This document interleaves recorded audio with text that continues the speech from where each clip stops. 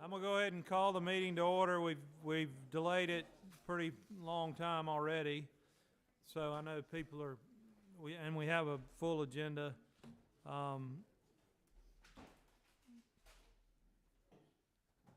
So let's get started and try to be as consider everybody's time as we can, efficient as we can.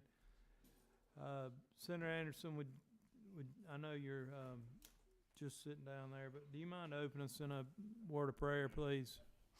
Let's pray. Dear Heavenly Father, just thank you for this beautiful day you've given us. Dear Heavenly Father, we just ask you to give us the wisdom and knowledge and make the right decisions for the great people of the great state of Georgia. Be with our families as we're away from them. Dear Heavenly Father, we just want to pause and thank you for loving us. And dear Heavenly Father, forgive us our sins and thank you for our wonderful blessings. In your name's sake, amen. Thank you. All right, so I will call the Senate Subcommittee of Appropriation Subcommittee on Agriculture and Natural Resources to order on March 18th. We do have a quorum. The committee should have an agenda before you. I would like a motion to approve the agenda, please. A motion, second. Any discussion? All in favor signify by saying aye. All right, agenda is approved. Thank you. First up is our Ag Commissioner celebrating 150 years of his agency. We got a Coca-Cola on our desk today. That was pretty dang cool. And Commissioner, Had nothing to do with the fact that our appropriations subcommittee, Chairman, not at all. welcome. It's always good to see you. Yes, sir. Good to see y'all. I know you have a ton going on in your department and doing great work, but I would ask you to be cognizant of the long agenda we have, and let's Yes, try sir. to plow through it. Using your term, keep Amen. plowing. We'll keep plowing right on through it, Mr. Chairman. Yes, sir. First off, thank y'all. As you mentioned, today's National Ag Day. This is National Ag Week, and definitely hope y'all enjoyed the Coke. And Georgia, it was our 150 years last year, over this last year, Mr. Chairman, and we're the spotlight state at the Sunbelt Expo this year. So we've got a lot going on, so it gives us an opportunity to showcase Georgia Ag even further. But diving off into what we're here for, as always, I'd just like to throw this up there: 22 divisions, 70 license issued, about an 80-20 split on state and federal funds at the Department of Agriculture, and we have a number of attached entities, some of which I'm sure you're going to hear from today, and the needs that they have. Just hitting on a couple of things really brief. Hurricane Helene, just to update on the Safety 24 program. We received, as I've said before, over 300 apps for over $121 million. The amended fiscal year budget, as y'all know, added another $185 million to the $100 million that was already moved over. To make it a total of $285 million, which would give the Safety 24 program $150 million total and $135 million for the forestry grant program that Director Sabo and the Georgia Forestry Commission is overseeing in conjunction with the Development Authority. This loan applications approved were as of this morning, but we met over lunch. We have now approved 239 applications for a total of $85.57 million. So that's on the way out the door. So that's a little outdated information as a couple of hours ago. And we did reopen the application period for that loan program on March 12th, and it'll stay open till the 21st for those additional funds that were appropriated to us. One other thing, just really quick, HPAI, we are HPAI free as of 3/4/25, which is awesome. That means our export markets are back open, and we are full steam ahead in the poultry business in the state of Georgia once again, but we're not letting our guard down, and we're staying on top of it, and we appreciate y'all's help to help us do that. So diving off into the budget. So I'm going to speak to the House-passed version, which includes the governor's recommendations, and then I'm going to go into our asks as an agency. On your sheet, it'll start at 51, and I'll start at 51, or 52.1 is where we'll start. So in the House passed version, the House added per House Bill 495, the fund transfers for the Center for Rural Prosperity Innovation. That's almost $2.4 million. In moving on into the Consumer Protection Division, and obviously we support the House adds and the governor's and what the governor has included in his budget. I'll preface that with everything that I'm about to run through. Consumer protection, the normal funds in regards to TRS, DOAS, and TeamWorks. The House increased the governor's recommendation of about $500,000 to a little over $790,000 for the hemp program, which I'll speak to a little more in detail in our asks. But this increase covers the cost for certain positions that you see detailed out on the slide, and will help us continue to do our job in regards to the hemp program. Continuing on in the consumer protection budget, the House added these three items: $125,000 for an emergency management specialist, which we're asking for, $450,000 for emergency management response and HPAI response, as well as a little over $188,000 for meat inspector supervisor positions. In Department Administration, the governor's budget in the House made adjustments for DOAS, and in the governor's budget pulled out the $900,000 that was added to our budget last year for agricultural improvement projects. The House has added $250,000 for ag improvement projects for this year. Moving on in the marketing budget, briefly, the similar increases for TRS, DOAS, and TeamWorks, as well as the true up for the agricultural trust fund and for this fiscal year.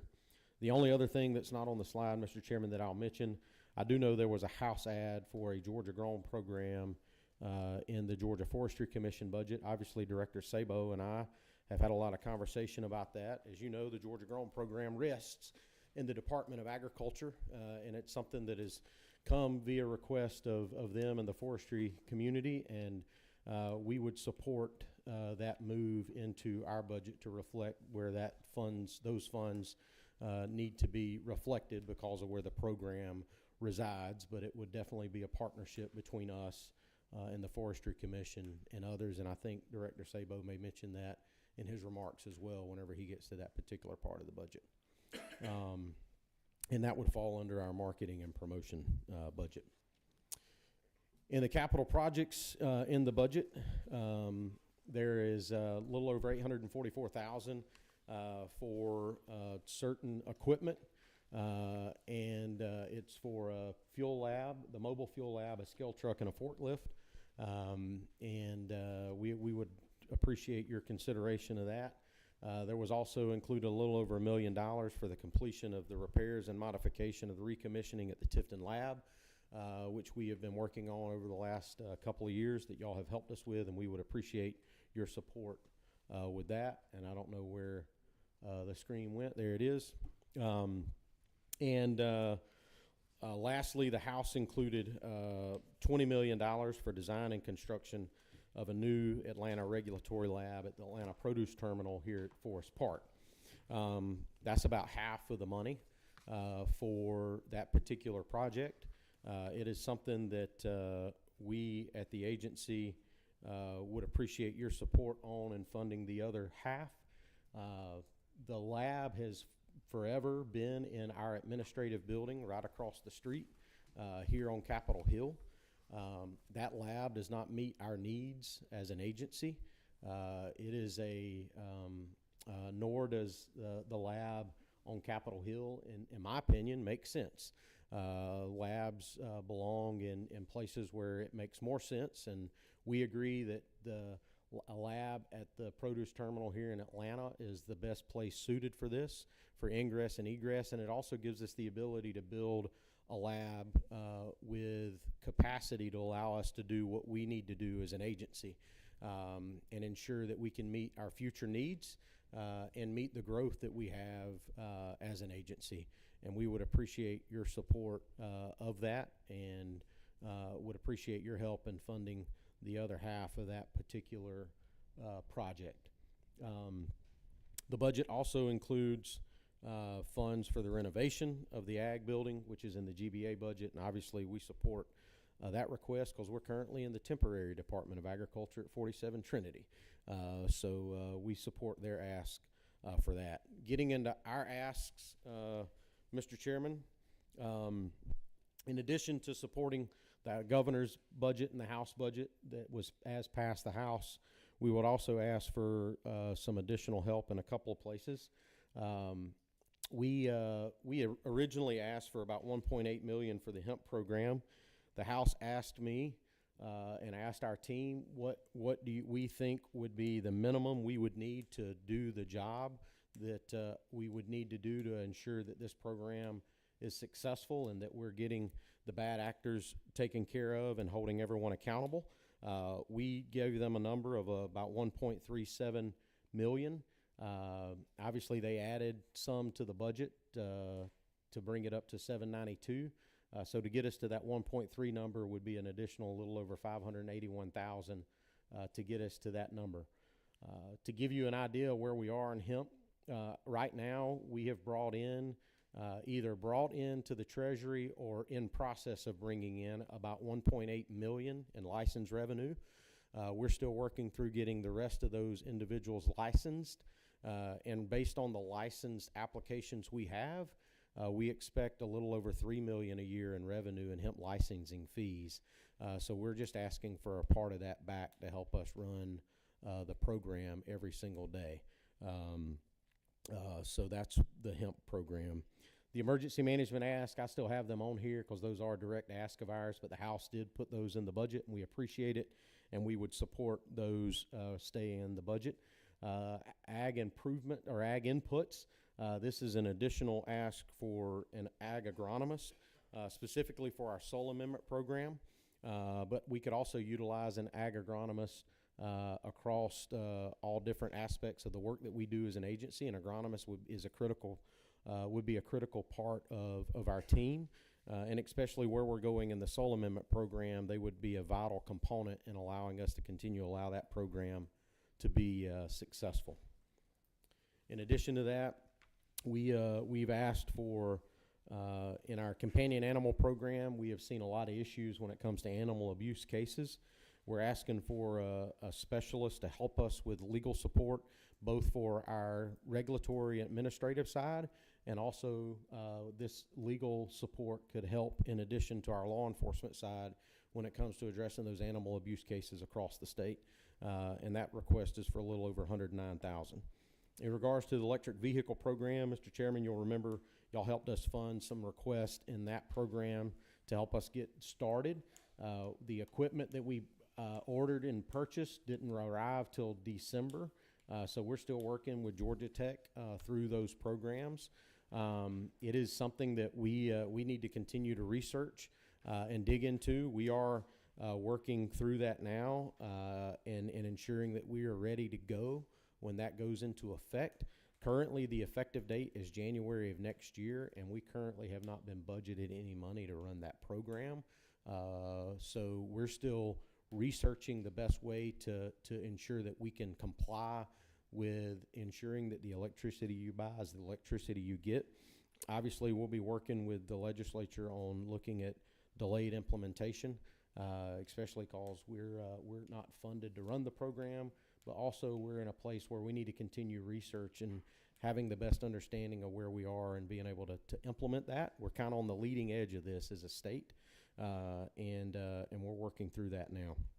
On the animal industry side, meat inspection, we asked for a couple of supervisors and an investigator and a deputy TA program and training coordinator The House added 2 of those supervisor positions, as I mentioned earlier, for about $189,000. The rest of these positions would total up to about $470,000 for that 665 total. And we would ask for that additional help on those positions as well. And last, on capital projects, as you know, Mr. Chairman, I brought to you the last year, and members of the committee, our issues regarding vehicles. Y'all helped us to the tune of about $2.5 million. Help us address our vehicle backlog that had been let go for all practical purposes. We still have a backlog, because I think last year we were asking for over $4 million. Y'all gave us a little over 2.5, or about 2.5, 2.3, 2.5. So we're trying to continue to catch up with where we are. And once we get caught up, obviously we want to annualize our vehicle requests every year, so we're not coming to ask for such large sums to address the backlog we have with our vehicle needs as an agency.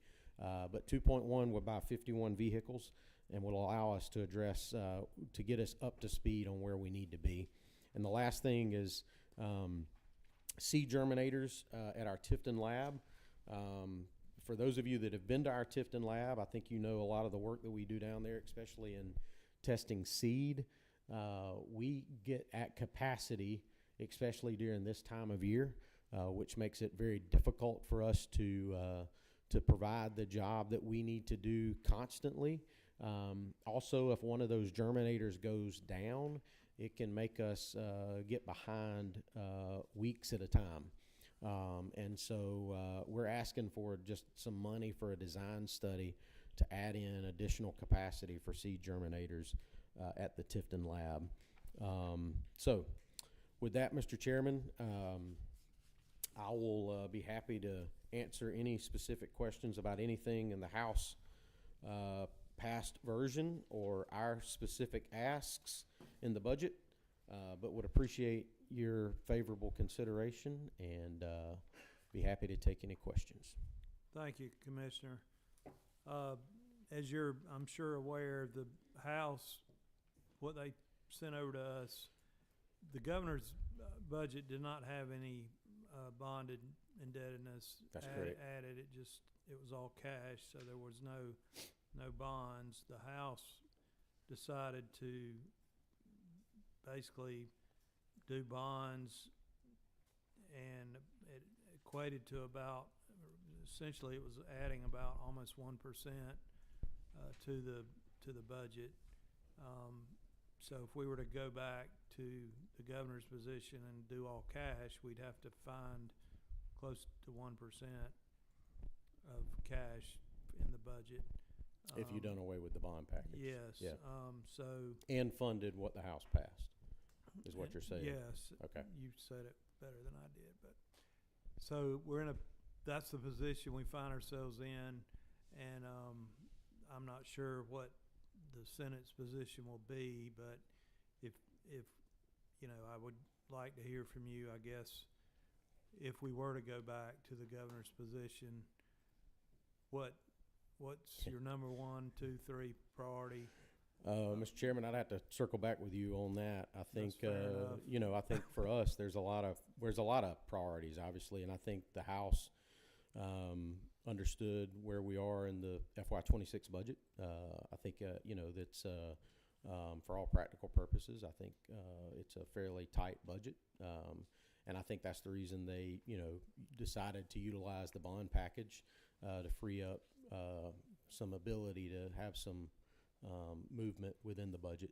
That's a decision that has to be made as to whether or not that's the appropriate way. That's a decision of the legislature. I know the entire time I was in the General Assembly, it was not odd for us to have a bond package of a little over $1 billion a year.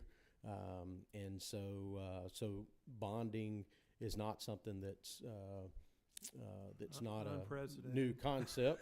But the last couple of years, it's been a lot of that's been paid for by cash, and I get the understanding there. I will say, we do have needs as an agency to allow us to continue to operate and do our job for the number 1 industry in this state, an industry that's the backbone of this state, that allows this state to continue to be successful every single day. I think for us to do that, we've got to invest in the agency that ensures the number one industry is successful. And that's what we're asking for, Mr. Chairman, is that investment to ensure that we continue to be successful. And the requests that we're making, I don't think are out of line. They truly are needs that we have as an agency, and would allow us to continue to be successful and allow us to do the job that we do every single day to ensure that our industry is successful, including that request of the lab at Forest Park. So I understand the position you're in. I've been in y'all's shoes before. I understand it, but would definitely be willing to have those offline conversations as to what definitely is what we can't live without. But I will tell you that I'm not bringing anything. I have not and will not bring anything to this committee that I don't think is absolutely necessary for us to do our job every single day.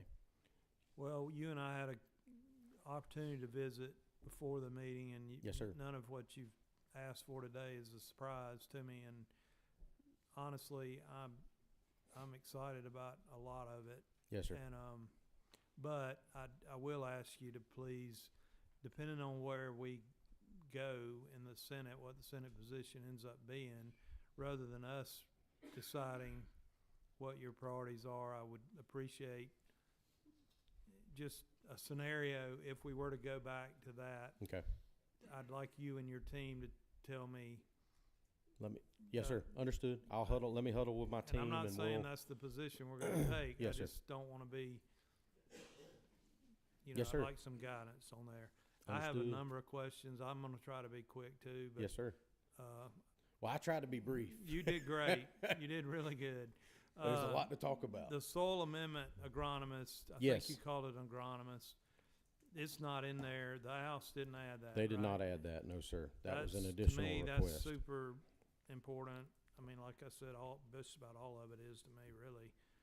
The EV program, you wanted 300,000, but you're already doing some on the EV program, correct? We are. Yes, sir. And Y'all you kind of funded. cobble together some equipment and Yeah, yes, sir. I believe those funds Maybe that that's not y'all gave us fair. were in the amended budget last year, correct? Yeah.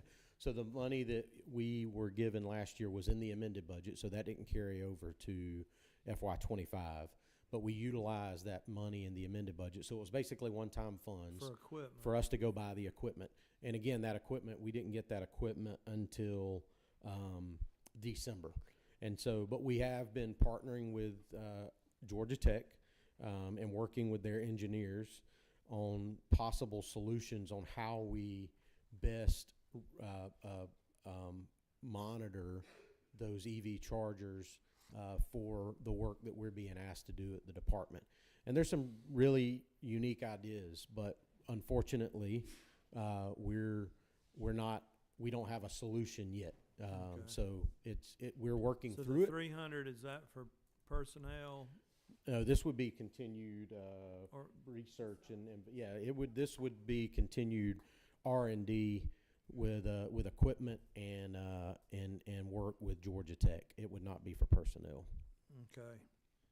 You got the personnel part covered already, or? We do not. If you remember last year, the governor added that in his original budget, but because we were not ready to put it online, we asked that money be struck because we didn't need those positions at the time. And we asked for y'all to give us funding to buy some equipment and study and get prepared and ready to go. Okay, tenfold. And that's what we did last year. All right. And then we pushed the effective date back. And the companion animal lawyer, I guess, Yes, sir. really is not in the House. It is not in Ad the or House anything. ad budget either, no, Okay. sir.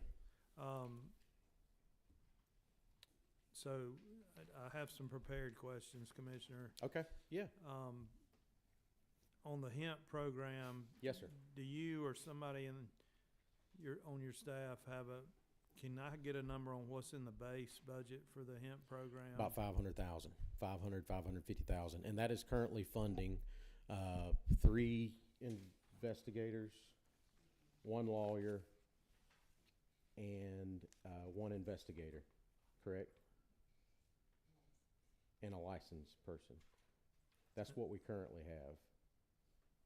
not, so there's about a little over $500,000 in that we already have in our budget right now. It is funding certain positions for the hemp program. What we're asking for is an addition to what we already have. It's the need above. $1,000,003, I think. Yes, is- sir. If I remember right. Yep. And the House, the House, governor put in 491. That's correct. And the House bumped that up to 792. that's correct, yes, sir. Okay, and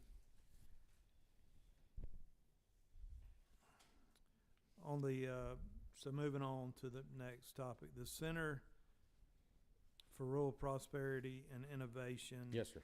So we're moving money from USG That's correct. and from Economic That's my Development. understanding, yes, sir. And it's gonna be housed now under Department of Ag. Yes, sir. Per House Bill 495. And you're gonna do some economic development, some marketing of, part of it, your mission will be marketing Georgia-grown products or, marketing Georgia commodities, I assume. It would, well, it, It's a multifaceted mission. That's correct. It seems like to me. yes, sir. It would work in conjunction with our marketing program, but it would be the center would be continue to focus on what the center has focused on, and that is working to give rural communities across our state an opportunity to thrive. And as you know, the majority of, well, really, all of those rural communities have an agricultural-based economy. And, agriculture and rural communities go hand in hand. Ensuring the ag base is successful ensures that rural economy is successful. And I think the marriage at the Department of Agriculture is a perfect marriage between those issues of the rural economy and the ag economy, and allowing them to work hand in hand for both of those to be successful. And that would be, in a very snippet, elevator type speech, we would do that to ensure that that our rural communities across this state continue to be successful. And that would be our vision with the center at the Department of Agriculture. And you and I have talked over the years about, even when you were still in the Senate, having processing and vertical integration of ag products, not just selling the commodity, but That's correct. selling a processed product. And I hope that'll be part of what you Most are definitely. successful in bringing to rural economies is. So I look forward to that. This would give us that opportunity to have the full spectrum of allowing agriculture to be successful from start to finish. Yes, sir. The avian flu, you've done a great job of containing that situation. I did see, there's some talk on the national level of vaccines, and that creates a whole nother problem for our exports of the Yes, meat, is my understanding. So, that's a problem. I hope we don't have to go to So, that. I think But I guess I won't, for now, USDA, I believe they've put a pause on that, the vaccine side, but I think they're going to continue to look in and continue that research. But they've put a pause on the vaccination plan for now, pending more and you were data, able to have more Secretary research. Rollins here last week, which Yes, sir. was a big coup for Georgia. Kudos to Oh, you yes, for sir. that. And The fact I that she come to spent a whole Georgia so day with you, quickly. I think, and Yes, sir. I saw y'all toured some farms and We did. stuff. You were at the Capitol. That was, and I think it was only the 8th state maybe she had visited. I think so. Something Yes, like sir. that. I mean, I think that's fantastic. But elaborate a little bit for me and for the committee on the $450,000 for additional equipment. And I think the answer is to have a little bit of, I don't know if redundancy is not the right word, but ability to, if you had 2 or 3 outbreaks simultaneously. Yes, sir. So the 450 is specifically for some additional equipment. Specific to AI, it would be for those foaming units, which are critical in incidents. We saw in the Elbert County incident that if we did have additional outbreaks, we would be very strapped on resources, being able to go after and address those. And so we sat down and put our heads together and said, what do we need to ensure that if that was to happen, how can we ensure that we address those additional issues? So that's what this request is for.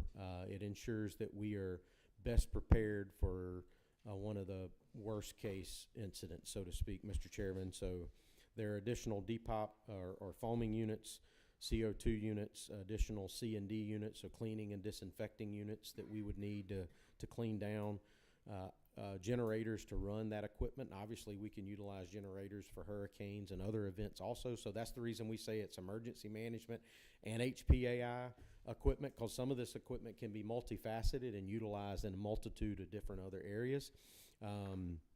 As well as we found out while we were there that we ended up borrowing some ATV or UTV equipment to help us move people and equipment parts and things. So we realized real quickly that the department is in need of those type of resources as well, so we can have the ability to move those people and those resources as effectively as possible. So so that's basically the list. I think y'all have the breakdown. Okay. Yes, sir, we She's do. shaking Yes, her sir. head. Yes, sir. So And I do, because we may have people watching online and stuff, and also for the committee and the audience. I yes, mean, sir.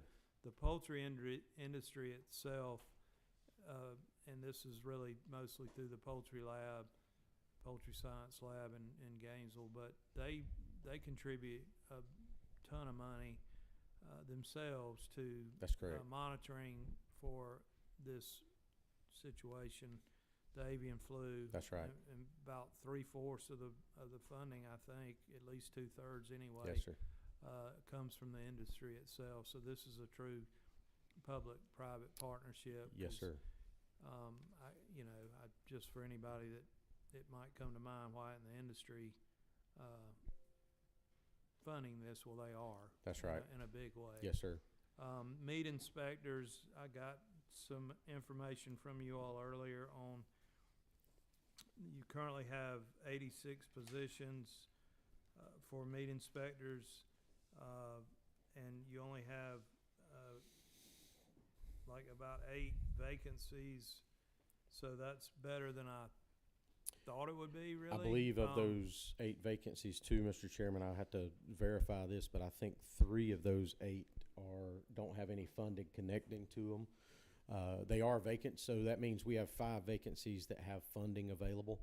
And so we're in a decent place in our meat inspection program compared to some of our other areas. We still have over about 85 vacancies department-wide, but we've been working to address those since I've walked in the door, and we're going to continue to work on that. So the request that we're making for those additional positions will help us continue to provide a very robust inspection program statewide.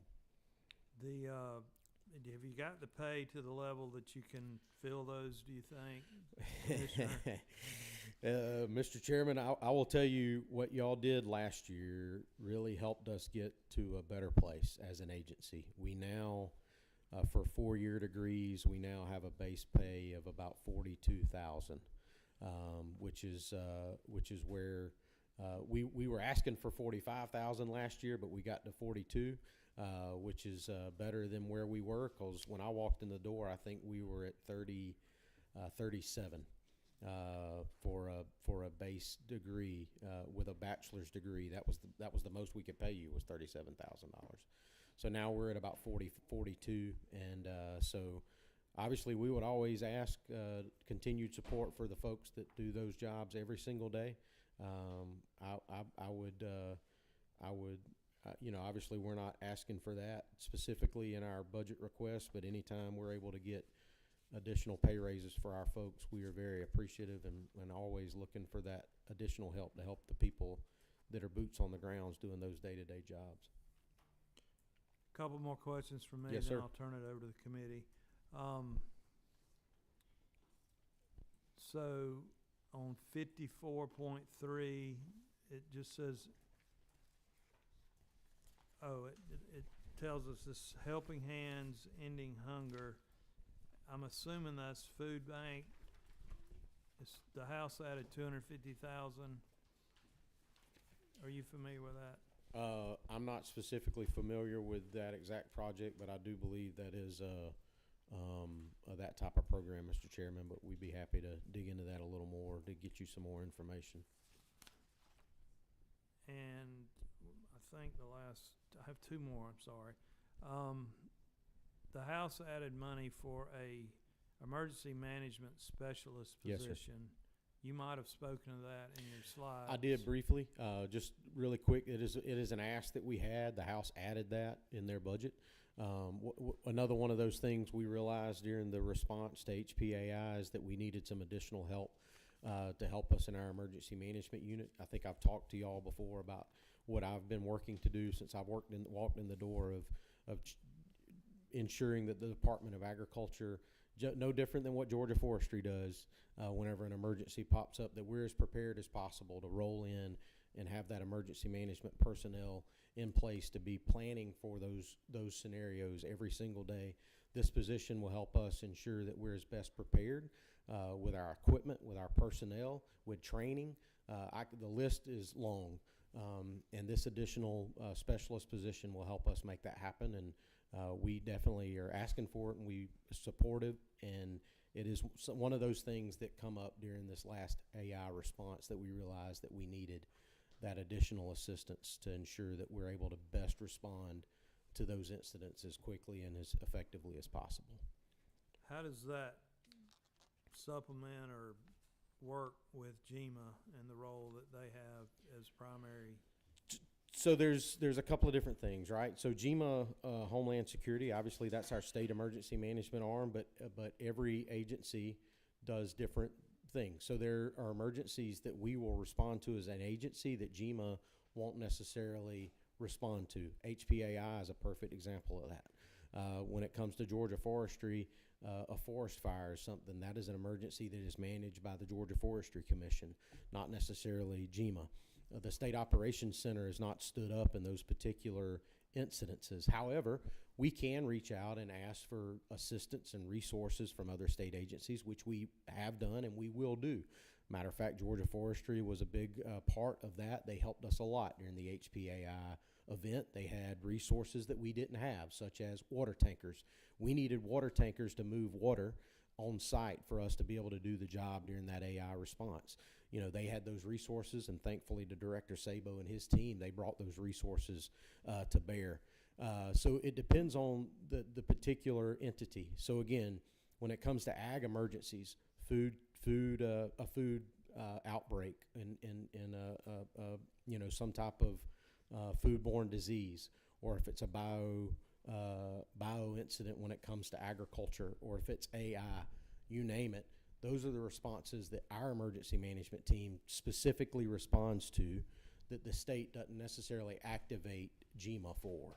And because of that, we need the resources and the capabilities to be able to respond to those effectively, efficiently, and quickly, and address them that are specific to the Department of Agriculture and our responsibility as an agency to respond to that event.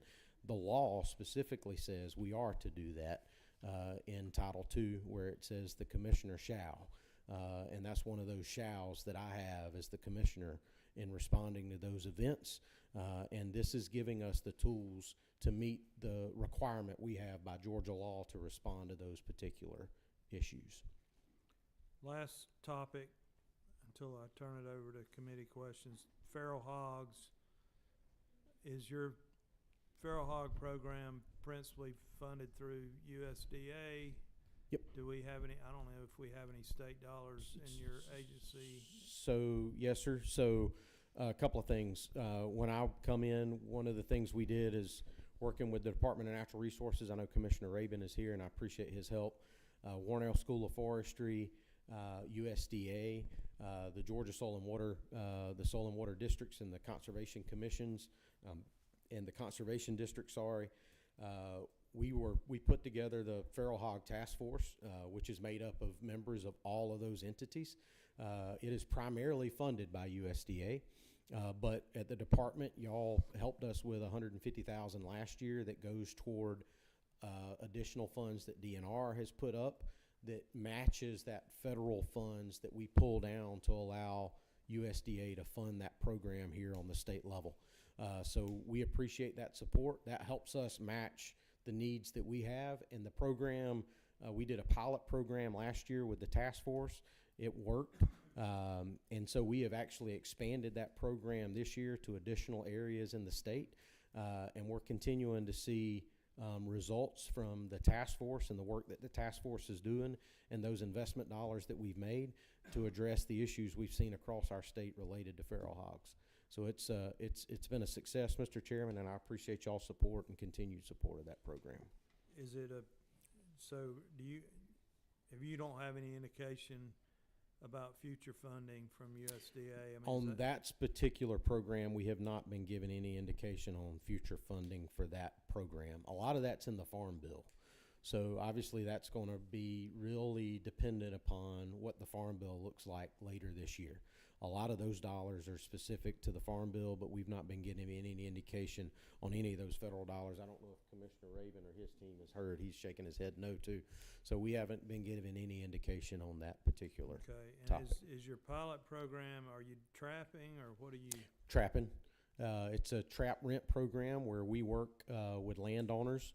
Commissioner Raven and his team through WRD and the conservation districts at Soil and Water have been doing a remarkable job of working with landowners where we give them training and education on how to operate the traps, and then we rent those traps out to those landowners, and they utilize them. And working with our partners, with the partnership that we have between our agencies, we've been able to be very successful. And I've got a lot of text messages with a lot of pictures of a lot of deceased feral hogs in our state because of this particular program. So we're really excited about the work it's done and the work it's going to continue to do. Okay. All right, committee, questions for the commissioner? Senator Sims. Thank you, Mr. Chairman. I don't have a question, just a statement that I would like to make. It appears that the commissioner has made an absolute thorough search of information to provide us and has delved deep into his needs, and he's very frugal, so I'm very knowledgeable of his frugality and his accountability, and I vote everything that he wants, give it to him. Amen. Senator Sims, Well, I appreciate you. And I'm not, and I really, just coming before the committee, and, I mean, just a thorough job, and we appreciate that. Can I get a second? I hope Chairman Thank you. Taylor's watching this. Thank you, Senator Sims. I Thank appreciate you. that. Thank you, Commissioner, for all that you do, because Thank you. he's always working, always working. So we thank you, we appreciate you. Think Yes, you're doing ma'am. great. All right, Senator Goodman. Thank you, Mr. Chairman.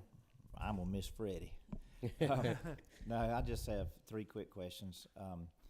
Where, do you have any idea where we are? Is it okay, Mr. Chairman? Yes, three questions? sir. Okay. Where are we at now, ranked nationwide in pay scale for your department? Do you have any idea? I know at one time we were like 42. We were way down the list. Mr. Chairman, I will get that back to you on where we are in rank of pay compared to other state departments of agriculture. I knew last year before we did it, we were in the bottom half, significantly down that list. So we will work to get that information together and get that to you, but I don't know exactly where we are currently in rank of pay, but we'll figure that out. Okay. Also, what did it cost you? What did it cost your agency, the AI outbreak? That was, unexpected costs. 1 second. I'll get you.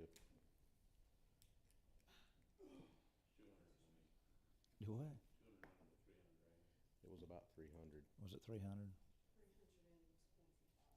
About $325,000 is what that AI Well, event. It was about 100,000, a little over 100,000 a week is what it cost us to respond to that. So is that just the cost? Is that not including the cost to the Forestry Commission that they had? That did in not it? include any cost the Forestry Commission incurred. So it'd just be curious to me to know when something like this happens, what it costs the state in total. Yep. We can talk about that Okay. offline. And, Mr. Chairman, if you don't mind, I'm getting a lot of calls about this, and so I'm gonna ask it. I know that this is not concerning the budget, but, when, do you have any idea when the federal disaster dollars come down, how long will it take for you to administer it? What plans you have to administer it and that kind of stuff, so that I could let these farmers know that are calling me? So, as you know, we had the secretary with us last week. The secretary mentioned that the economic disaster assistance money will be going out the door by March 21st, which is next week. The natural disaster money is to be followed up soon thereafter. There was no specific deadline on that. In that money will be the block grant money that will be coming to the states. To that point, Mr. Chairman, I will have you know we met, our team, our senior staff met about that specifically this morning. We've already been, as I've told you before, we've already been having those internal conversations on so we can be as best prepared to get those dollars out the door as quickly as possible once we get them. We still don't know how much money we're getting for that block grant program in addition to the natural disaster dollars that will be funneled through FSA. But we're soon as we get that, we will be working quickly to roll those funds out to those impacted producers across the state. It's critical that we do that, and we're going to make that happen. So I've been telling the growers have been calling me midsummer probably. I don't want to put a definitive timeline, Mr. Chairman, but I would hope that to be the case because of where we are economically and where our producers are, yes. Thank you. Thank you, Commissioner, for your wish list. I mean, Yes, sir. I know everything you asking is very needed. At the very beginning, when you said you payments had been approved, Through the Safety 24 program? Right. Yes, sir. how soon would they get that money? So most of that is done within 30 days. So it's done just like any other loan program. So once that loan is approved, within the next 30 days, you'll have that closing. You still got to do a closing, just like you would on any other loan. So there's additional paperwork. I'd have to get back with you on an exact number of how much is in the hands. But I do know we have sent out, the lion's share of that money has already been sent out the door. We have approved that 85 million. So I would say within the next 30 days, all 85 million of that should be in the hands of those producers that requested those funds. And one other question on hiring employees, do we try to hire people that's gonna try to stay with the department for a long time, or do we look at retired people to come back to work? I guess it depends on the job, right? So we do have some part-time positions where we have got some folks that have been retired. I'll give you a perfect example. We have some retired ag educators that come work for us that help us do some of those part-time spots, whether it's in our livestock markets or some other places. So we do look at retirees, but I will tell you, for the long-term health of the agency, and I think all my agency counterparts would say the same, finding those career employees are critical. It's difficult today, but it's critical for us. And the way we hold on to those folks is by investing in them, by ensuring that they have a vehicle that we don't have to worry about breaking down on them, or those are the things and that's the reason, if we can't do things like pay raises every year, ensuring that we're giving them those resources and that equipment. That's part of that ask for those vehicle money that we ask for, helps with that employee recruitment, helps with that employee retention, and also helps with employee morale. So all of those things are critical in helping us keep those employees, but obviously our focus is always on finding those long-term career employees, if at all possible, to fill those positions. But where we can use people that have been that are retired, we utilize them in some capacities as well. Thank you, Commissioner. Yes, sir. Look forward to hearing back from you on the Yes, sir. Plan B, I guess. Yes, sir. We'll get back with you. All right. Well, thank you, Mr. Chairman, members of the committee. Good job. Appreciate y'all. Thank you. Good to see you. Thank Next, I would ask Mr. Mitch Attaway to come forward on the Soil and Water Conservation Commission portion of this budget. I'll let you have the hot seat. I appreciate it. Happy to give it up.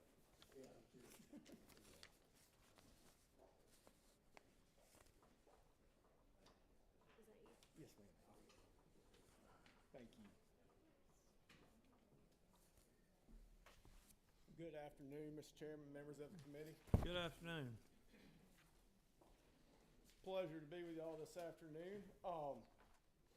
Soil and water is referred to on your documents as 58, start at 58.1, and I think, if I'm not mistaken, can be found starting on the bottom of page 6 of your document. Real quick, since it's in there, I will mention it. 58.1 and .2 are just small statewide adjustments for Department of Administrative Service and TeamWorks. And I'll get into 58.3, which is $150,000 for maintenance of watershed dams. And real quick, Mr. Chairman, I'll just go over some definitions and what we're doing with that money. So our watershed dams are defined by two categories. Cat 1 dam means if there's failure, there's potential loss of life, and that also puts it under safe dam rules and regulations for EPD. Category 2 dam is if there's a failure, there's potential loss of structure, and there's no safe dam rules and regulations regarding Category 2 dams. A permitted dam is a dam that meets the Georgia Safe Dams Act and requires permits. The Category 1 dams, and basically that just means that they've demonstrated to comply to the acts and all its rules. Georgia has 200 Category 1 dams. Out of those, roughly 60 are formally permitted. And to get back to the actual money, to give you an idea of what that $150,000 will do for us, in FY24, we were able to routinely maintain 62 dams for a cost of $165,000, and as you see, average of just a little shy of $2,700 per dam. I want to speak on where we got that $165,000 for. That was for, we used that with some bond funds, which, as you know, is more for capital outlays, capital projects. So we're excited to see this moved over into a line item as state funds, so we can use the funding more appropriately. Just to give you an idea of what I'm talking about when I say routine maintenance, that means the dam's cleaned off, bush hog, sprayed, and any slight small metalworks is completed. On my left there, you'll see a picture of a dam before it's maintained, and on my right, it's just after we've been through it with the bush hog and sprayed some weed off. So that's what this funding will go to. We do get involved with the heavy maintenance. That's really not what we're going to use these funds for, but just to give you an idea of what we do there. On my left, a dam that was in need of some major work, what we refer to as heavy maintenance, and then the right picture there is just the finished product of that project. The reason for the maintenance, as I mentioned just a second ago, regulatory. We want to make sure that if they're state-owned dams, that we're following state rules and guidelines with that. And secondly is financial. So our partners at USDA, NRCS, will cost share if the dam is properly maintained. If we get to a point where we see that the dam, due to development below the dam, it needs to be restructured to be permitted. If we're maintaining that dam, our federal partners will pitch in 65% of the total cost of that rehab. The state only having to absorb 35% of that. And to give you an idea, the last 3 rehabs that we've completed over the last 18 months have averaged about $75 million. So there's, or excuse me, $7.5 million. You caught me when you raised your head like that. I said something wrong. But yeah, but there is a huge cost savings to be able to go spend less than $3,000 on these dams and be able to save that in the back end should rehab ever be needed.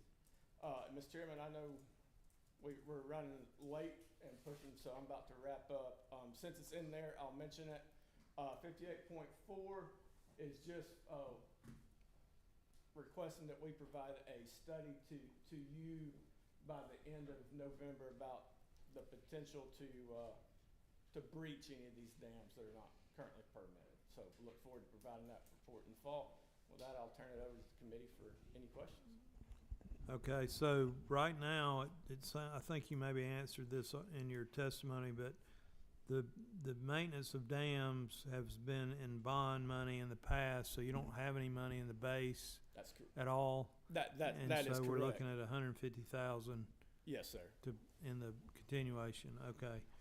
And I'm very interested in the feral hog situation and how much damage and economic cost that is causing to our communities, our farmers, and et cetera. Yes, sir. If you were to get some money, you all have the commissioner already talked about the partnership Right. and the trapping and all that. I don't know if if they're contracting with you to do that already, but speak to that. Sure, if you would. sure. So the commissioner spoke on the task force that was established with some funding, some state funding last year that matches some federal funding that comes to the Department of Ag and DNR, and that's been getting kicked off. It's been very successful, but there's also two other programs. One mirrors the task force, and one is kind of just getting kicked off that we're a part of, more so a part of than the task force. And the first one would have been established with our partners at the Georgia Association of Conservation Districts back in 2017. And it's a trap program where the districts have a custodian that oversees the trap and will go out to the landowners and set up the trap and do the trapping themselves. Since that time to date, they've trapped and killed over 25,000 hawks. Been very successful with that. They're able to do that with federal funding. The districts match 10% with the association, and then the association uses their 90% of their federal funding to purchase those traps. Yeah, been very successful. The second program, it's very, very new. We were able to get $500,000 through a federal grant, kind of a test trial to see if fencing out hogs from ag land will just add another tool to the trapping. I guess the idea would be if we fence out these fields, we can narrow down where the hogs are going to be to make our trapping even that much more successful. That we received the funding for that back in the fall. Got it advertised and started kicking off applications in January. Received several applications, and then kind of put it, just last week we opened it back up and started going through the process of the applications again. We were kind of concerned of what might happen with that funding, with what was going on with the federal government. We got our okay that the funds would still be able to be utilized, so we've been going forward with that. And again, that's just a small area, and Terrell, Webster, Sly, around that Albany area is where that pilot project's going on. So a lot going on with the feral hogs. We recognize that they are quite a nuisance. As a matter of fact, I think USDA put out numbers for last year that they caused $150 million worth of damage in Georgia alone. So Okay. we're trying to do our part. Thank you for your work on that. Yes, sir. Senator Ginn has a question.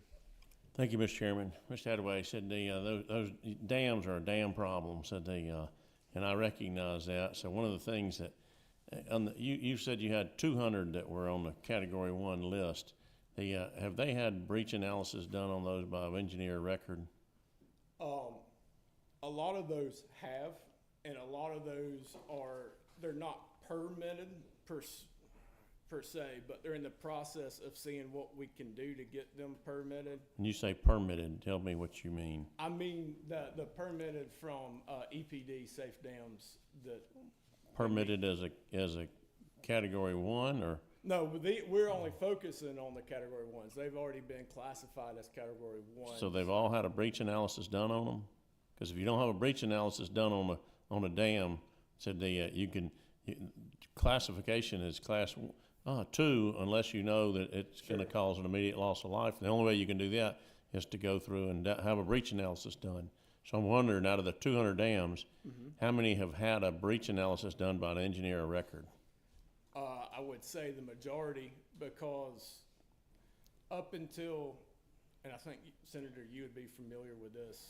I got to deal with some of them. Yeah, 4 or 5 years ago, there was about 130 that were classified as Cat 1 dams. EPD received some funding to do breach analysis on state-owned dams. I pushed for that. Yeah, that's why I thought you would be familiar with it. So that's how we got bumped up to that 200 number based off those breach analysis in that study. Thank you. Yes, sir. Any other questions? Real quick. Any of these dams carry a Helene? No, sir, they were not. The majority of the dams, when I talk about our watershed dams, are centered toward North Georgia. They were built in the 50s and 60s for flood control, so mostly where there's higher terrain and catching the runoff and sedimentation. Good.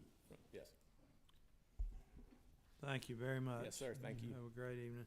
We're gonna go ahead because we have a quorum. I don't wanna lose my quorum. We do have one item of action today, which is to approve the slate of projects for the GOSA grants. So we're gonna go ahead and just, even though it's on the end of the agenda, we're gonna skip to that. And Commissioner, if you would come forward. Thank you, So Mr. it's the Chairman. Georgia Outdoor Stewardship Program Do you want, grants. you want me to run through the budget first, and then you want to go straight to GOSA? Go straight to GOSA. Let me get my team to tag out. And just for all of refresh our memory real quick on the funding source Yes, sir. and the, Well, again, thank you. I will give you a bit of background on the Georgia Outdoor Stewardship Program and the funding approval that we're seeking today. This program was approved overwhelmingly with 83% of Georgia voters supporting it on the ballot in 2018, and it became active with our first cycle in 2019. And then before I get into more, let me tell you who I've got with me. This is Sahela Naji. She's our grants program supervisor, and she is also the one that runs this program for us within the department. As I was saying, the GOSA, for a lack of a better term, for the sake of brevity, is a grant and loan program. It's the state's first dedicated funding mechanism that supports not only state parks but local parks and trails for nature-based recreation such as camping, hiking, hunting, boating, biking, and other outdoor pursuits. It also provides funding for stewardship of conservation land. It supports acquisition and protections of lands that are critical to wildlife, clean water, and military installation buffering across our state.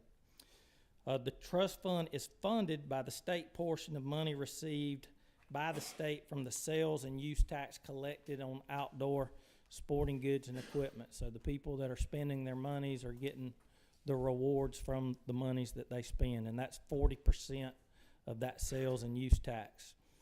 The eligible applicants include qualified local governments, constituted recreation authorities, state agencies, and non-governmental entities, as long as they have a primary concern of the protection and conservation of natural resources.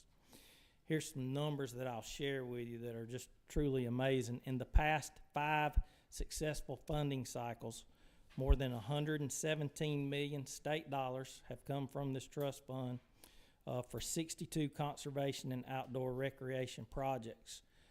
So with the match that the grantees that have been awarded, these 62 grantees have brought to the table in our state, that's about $318 million that's gone toward conservation across Georgia. So a true impact. We've impacted 56 counties statewide. We've acquired more than 50,000 acres of land. We've created and improved access to water trails and boating, as well as access points for fishing. We have many greenway trails that have been either newly constructed or improved drastically. Addition and rehabilitation of campsites across, and then many reforestation and wildlife habitat and stream bank restoration projects have been funded through GOSA.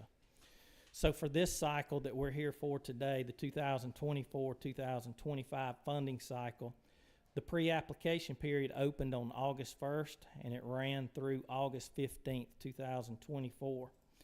Of that funding cycle, we had 36 applicants that were requesting more than $69 million in funding. So Sahela and her team reviewed, scored, and ranked each of the projects in November and December in accordance with the approved evaluation criteria that is set by the Board of Trustees for this program. And then on January 14th, the GOSA Board of Trustees met and approved a slate of projects that should be in front of you at your table this evening, almost tonight. And on January 31st, this slate of projects that was approved by the trustees was approved by the Board of Natural Resources, and then it was transmitted to this committee for your approval. Again, that slate should be there in front of you. This slate includes 12 projects that total more than $24.5 million in funding for 5 local parks and trails of regional significance, 4 state land acquisitions, and then 3 state stewardship projects. So of this $24.5 million that you see before you that we're seeking your approval, with the matching funds, this will total $61 million of conservation projects in our state. So with that, Mr. Chairman, I'm happy to answer any questions, but would respectfully request approval for this slate of projects. And all the committee members, you should have this in your folder. On page 2, it lists the slate of projects, and then on page 3, it shows a map, so they're spread out all over the state, every corner really of the state. I need a motion to approve. Got a motion do pass from Senator Anderson, second from Senator Ginn. Any discussion? All in favor signify by saying aye. Opposed, like sign. All right. Thank you, Mr. Slate's Chairman. approved. Thank you very much. Great job. I'll let you roll right into yours since you're I'll be already quick, up here. I promise. Yes, sir. Got Vanetta Pryor, our budget director, joining me at the table. Let's just jump right into it. DNR's budget can be found on page 12. Each division reflects adjustments to agency premiums for the DOAS administered insurance programs.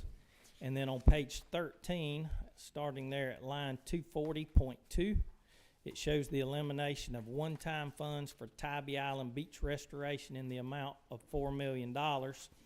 The House change reduces the elimination by $2 million.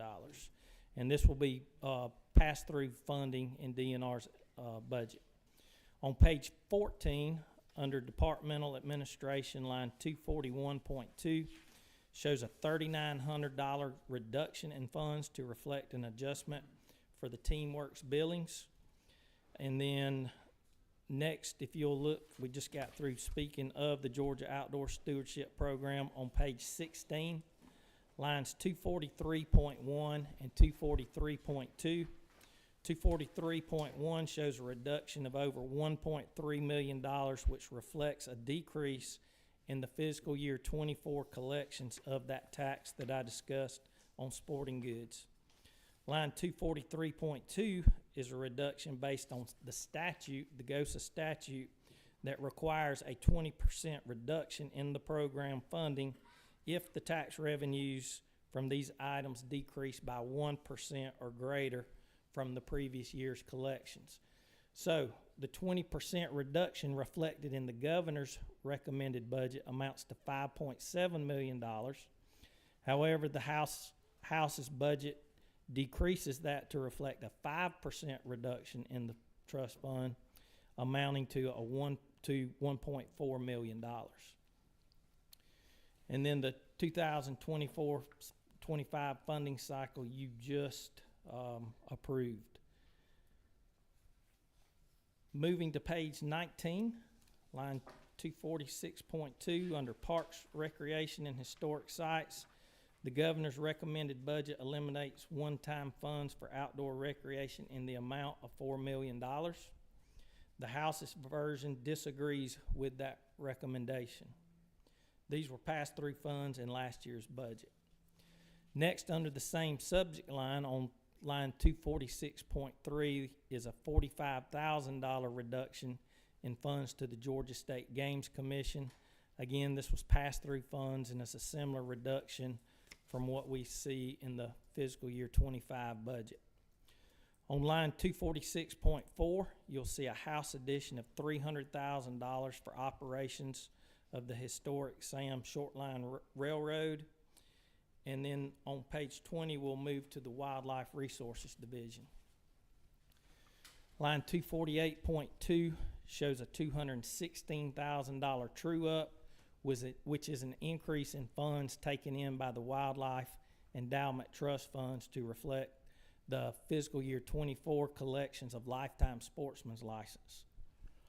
The House also added two items on line 248.3 and 248.4.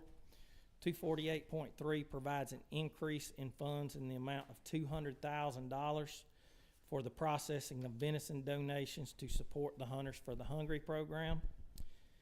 And then lastly, on line 248.4, it shows an increase of funds to the tune of $250,000 to allow the department to combat the recently discovered chronic wasting disease in our deer herd. And let me add that these state funds in both of these line items will leverage funds 3-to-1 match with federal dollars. That concludes the budget. If you would like, Mr. Chairman, I'll roll straight into the capital projects. Yes, sir. First item on line 380.82 provides funding for major facility improvements and renovations. The governor's recommendation included $7.78 million, and the House increased that number to $12.78 million.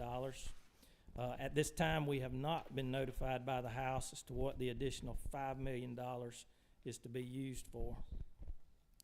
I can say that funding from the governor's recommendation was to be split between DNR and the Environmental Protection Division, with about $6.4 million of those dollars coming directly to DNR.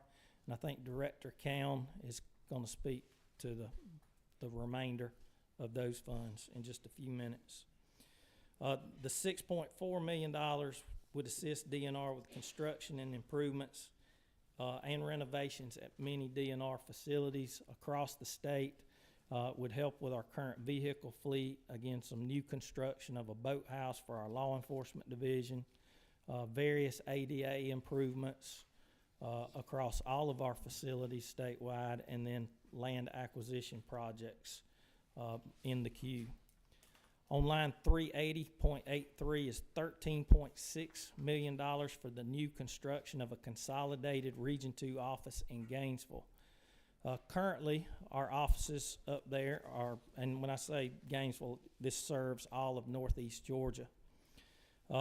Currently, we have one building that is owned by DNR. We have two buildings that we lease from the Corps of Engineers, and we have one that we currently lease from a private entity. In total, we have about 17,000 square feet that we need to serve the citizens of Northeast Georgia. Worked with the State Properties Commission over the summer to determine if a leasing option would be better or if constructing a new facility. would be better as far as investments for Georgia taxpayers. SPC determined that over a 20-year period, the construction cost and an annual cost to keep those buildings up would amount to $15 million, whereas a lease would be somewhere after a 20-year period around $16.9 million. So over a 20-year period, we would save Georgia about $1.9 million by constructing this new facility. With that, many of you, all of you, have been to our facility in Brunswick, right there at the bridge, where all of our divisions are housed under one roof, and that's the model that we would seek to go to in Northeast Georgia as well. It's just efficient, helps with communication, and many other advantages of being in one facility. And that, Mr. Chairman, concludes my presentation, and I'm happy to answer any questions. Thank you, Commissioner. Let's go back to line 240.2, the beach restoration. So we did the one-time funding last year of $4 million. Yes, sir. The governor, reduced the $4 million because it was one-time funding. The House only wants to reduce about $2 million. Do you know why? I do not at this time, Okay. no, sir. And then, let's see, on,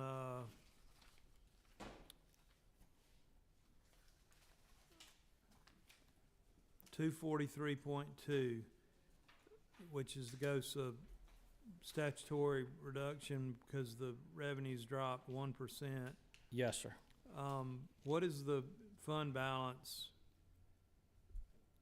I mean, do we have like carryover funds? Is there any way to kind of cushion this a little bit, or? So to say cushion it is tough. What we typically will award out what we're appropriated that year. Of course, the fund, if you looked at the balance of it, it would look like a tremendous amount of money sitting there because this is a reimbursement-based grant. So there's money sitting in the trust fund, but most of that money is obligated. There is a small buffering. If you remember last year, we put a buffering in there for times such as these. But yes, sir. Which is prudent, obviously. Do you have any projects that were awarded that you have able to determine that they're not going to be done for whatever reason? At this time, so this would be the sixth cycle that we administered this this grant. At this time, we haven't got to a point where we've de-obligated any monies. Okay. Right now, they're moving forward with the project, and of course, COVID brought along a lot of challenges in the construction world. But as we move forward, there have been a couple of extensions signed in this trust fund, but right now we feel like all those funds will be used. Okay, thank you, Commissioner. I wonder do you know what senator had the vision and wisdom to carry this legislation to establish GOSA? It was a man of much brilliance, sir. Yeah, very good. Line 246.2. The governor recommended reducing one-time funds again at $4 million, and the House did not agree with the governor. Do you know what their intention is there? At this time, I don't know, sir. Again, those $4 million were pass-through funds in our FY25 budget, and have been passed through. That's all the questions I think I have. Does the committee have any questions for the commissioner? All right, thank you so much. Thank you. Let's see. Okay, we're gonna get back on our order now.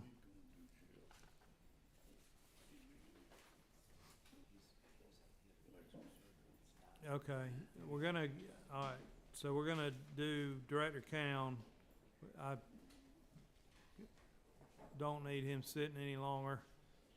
I appreciate that, Mr. Chairman. Yes, sir. Hope you look like you're moving pretty good. Yes, sir, I am. I got a cramp back there a minute ago. These are not the best seats in the world, but thank Yeah. you. Well, glad to have you with us, and thank you for the great job you're doing. Sorry I'm Well, keeping you so long. No worries. Good afternoon, Chairman Walker, committee. I am Jeff Count, I'm the Director of the Environmental Protection Division. I'm happy to, with this opportunity to speak with you today. Also want to thank, Governor Kemp and Director Dunn from the OPB for their continued hard work and dedication to preparing our budget. The budget recommendation you have before you today provides EPD with the resources and funding we need to be successful in fiscal year '26. Today I have Erin Ruoff with me. She's my Chief Financial Officer. She's the one that keeps the checkbook straight. I don't do a real good job of that. And I also have Katie Bloomfield in the back. That's my Policy and Governmental Affairs Director as well. And I look forward to working with you committee on this budget process. Mine's pretty short here, so hopefully we'll get going on here. For EPD, page 15, line 242.1 is the statewide adjustment of $6,428 for the agency premiums for DOAS administered insurance programs. Page 17, line 244.1 is a true-up of the hazardous trust fund to align the fiscal year 24 collections, which results in an overall reduction of $2,908,276. The recommendation also includes the dedicated appropriation of the hazardous waste management fees, which is $1.1 million, $50,843, and the hazardous substance reporting fees, which is $473,547 per HB 31 was dedicated during the 2023 session.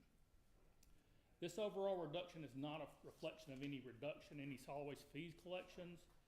Because the fees are due on July 1st of each year, any fees collected after the due date, they come into the fiscal year 25. Even though we do give the folks a 2% discount if they'll get them to us on time, so we'll be even each year, there's still some that move into the next year. So EPD anticipates the fiscal year 25 collections will be up due to revenue collected past July 1 from the fiscal year 24 invoice period. Okay, to move on to the solid waste trust fund, page 19, line 247.1, you'll see a true-up of the trust fund to align with budget from fiscal year 24, which results in an increase of $1,971,413. We're not sure yet if that's a function of it coming over after July 1, or if it's a function of us changing the collection of the tire fees from the retailer to the distributor that was changed a couple years ago in the legislature, but we still need more data to see that. But we do believe there might be an uptick of that to collect a few more fees. We just don't have enough data yet because that crossover. I'll move on to capital funds, if that's okay, Mr. Chairman. Yes, sir.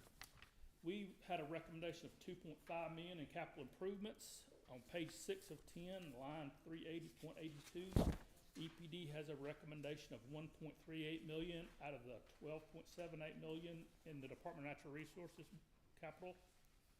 These funds at EPD will be used for $1.2 million to complete renovation at EPD's West Central District in Macon. Most of the requested funds are to remodel the oldest West building, which dates back to 1972, and it has only received minor renovations in the past. The funding will allow EPD to also bring the utilities and the ADA compliance up to code and create a more workable space for our staff at this office. We also went through state properties and looked for rental places for us down there. The majority of the rental spaces down there did not include any safe fenced areas for our vehicles, and also all our state vehicles would have been sit out in the open. And we also potentially looked at maybe borrowing some land from Director Sabo back there to build a new building at Forestry, but the He's cost, tough. He's tough, and the cost wasn't him; it was the cost of the construction for a new facility. Great. So we want Director, to go with that one. yeah, put your mic a little closer to you. sorry, sir. Sorry. Okay. So that's the building there at our West Central District office in Macon on Shirley Drive. We also have $180,000 in this pot of money to replace 2 aging air monitoring shelters, one in McDonough and one at South DeKalb monitoring sites. This is where we monitor for air quality around the state, 2 of the main monitors for air quality around the state. Then on page 6 of 10, line 380.84, the remainder of our capital is $1,120,000 is recommended for vehicles and equipment for EPD. We have $82,000 for an emergency response air monitoring equipment that we could deploy when we have a situation such as the BioLab fire. We could have our own equipment and along with EPA's equipment. $770,000 is to replace 6 pieces of laboratory equipment. 5 pieces of the equipment support drinking water analyses for water systems across the state, and 1 piece of equipment supports our air analysis. Most of the equipment in our lab should be updated about every 7 years, but some of this is maybe 20 years old, we think. So this will help get the water samples and air samples completed in a timely manner with new and up-to-date equipment that we can get replacement parts for. And finally, we have $268,000 to purchase 3 vehicles for our new ag permitting staff that y'all have given to us last year in our Tifton office, as well as the purchase of 3 vehicles eligible for replacement based on DOAS's replacement methodology. Mr. Chairman, that's all I have in our changes in our budget, and I'd be happy, Aaron, and I'd be happy to answer any questions y'all may have. Any questions, committee? Director, thank you for good work you do and always being available when we Thank y'all. have questions or need help. Thank you. Hope you continue to recover. Working on, thanks, sir. All right. The Director Sabo, State Forestry Commission.